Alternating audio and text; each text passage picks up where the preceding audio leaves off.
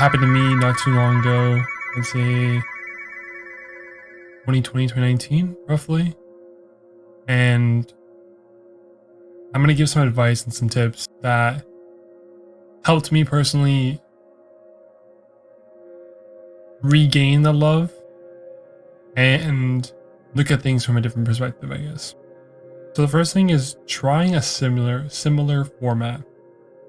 So if you do photography, you're losing love and you're not really like into it as much as you were before when you first started, and you feel like things aren't as fun as they used to, then start fresh. Start with a new format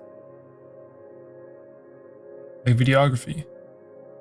Because videography, it is similar to photography, so you won't be novice, but you'll still be brand new to a lot of different things. That settings for your photos, if you know how to use manual exposure, manual this, manual that, that's going to be different in video rather than when you're doing it in photography. The metrics are going to be different. Now, if you do traditional art, try digital. It's not a big difference, but it is a major difference in a sense, because with traditional art, you're doing on a canvas, painting it, looking at a blank canvas, and in your digital, you're looking at a blank screen. But maybe because you're going from painting it and not being able to erase it to being able to erase and redo, you'll try more things. So yeah, the biggest tip I'd say, like the first tip, is definitely trying a similar medium, because it just opens up your eyes to like starting new. And it kind of goes back to, oh, like I remember when I started doing photography and I was learning this, and it kind of goes with this, right? Like, and when I started learning videography and etc., right? So that kind of plays into my next point, is figuring out what made you love it.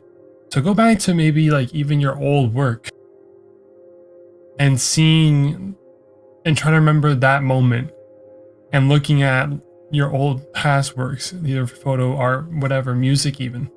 Going to your past work and being like, oh, I remember making this at this time, and that looks that way because of this, or that sounds this way because of that, right? Figure out what made you love in the first place. And then maybe you can focus on that, and it'll strengthen your love for what you do. And it'll give you more of a push to go deeper into the skill you're currently working on. But yeah, definitely figuring out what made you even start is huge. Looking at past work is very underrated. I think a lot of people should look at their past work and try to remember the space they were in when they were making that, and their thought process when making that, because then it'll show either one, your evolution, your perspective and mindset changed while doing this skill, or maybe you even hopped on trends, but before you're doing original work and just very, very personal work, and then you hopped on trends and you haven't hopped off since. So maybe it'll revert you back to doing original work only and only hopping on one or two trends, etc. But definitely figure out what made you start. That's the key to continuing, is always knowing what made you start, what your goal is. Not even goal, but what made you start. You could have just started for fun and you just enjoyed it, and then you just had a deeper love for it.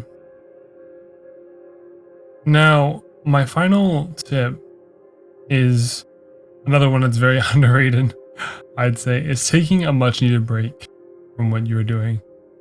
If you're only making art or music or any type of creative form just because you feel as if you have to, and you don't actually enjoy what's coming out of that, take a break. Take a break, because as creatives and creators, we neglect ourselves a lot and focus more on the art. So we don't think, oh, like this one's okay, but like I had to put it out because I'm going to be consistent. But if it's not what you love, then it misses the point. You're just making it at that point just so it's made. You're not putting intention into it. So taking a break, like a nice, like I'm kind of burnt out, because I find a lot of creatives and creators get burnt out and don't realize it till they're putting on stuff they don't love anymore, and then they fall out of love with what they're doing. Because then you'll look back and be like, oh, like these, like I could have made such better videos if I had taken a break, or oh, at this point I could have done so much better if I just took some time to myself and came up with better ideas. But you didn't. And you just kept posting the same things. But yeah, taking a break is very underrated. I feel like there's a pressure on us, either from ourselves or from kind of a social media standpoint, because you just see people like working on art every day and like posting like, oh, like I'm doing an art challenge, posting every single day until the end of the year, whatever. Just stuff like that. It's putting pressure on you, like as if you have to do that, as if you have to do as good as Instagram user 123. But you don't. Great things will come with you giving yourself time to recharge and giving yourself a break from overworking yourself on things you don't even love anymore. Definitely taking a break will also re-strengthen your love for what you do, because then you'll be looking at it with fresh eyes instead of eyes that haven't had sleep in 3 days. But I hope some of these tips resonated with some of you guys. I will end the podcast here. Be a short one today. We are a weekly podcast available on Spotify, Google Podcasts, Apple Podcasts. And also, if you're listening on any of those platforms, we're available on YouTube. But for all that info, talkleadpodcast.com. And we'll see you guys next week.